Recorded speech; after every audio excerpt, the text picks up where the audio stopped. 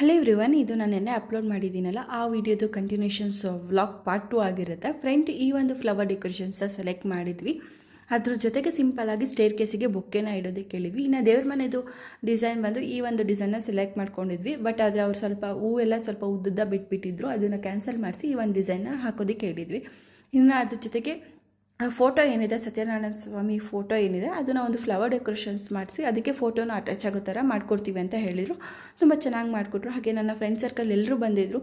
ಇನ್ನು ಇದರಲ್ಲಿ ಕೆಲವೊಬ್ಬರು ಮಿಸ್ ಆದರು, ಬಟ್ ಏನೂ ಮಾಡೋಕ್ಕಾಗೋದಿಲ್ಲ. ನೆಕ್ಸ್ಟ್ ಯಾವಾಗಲಾದರೂ ಬರ್ತೀನಿ ಅಂತ ಹೇಳಿದ್ದಾರೆ, ನೋಡೋಣ.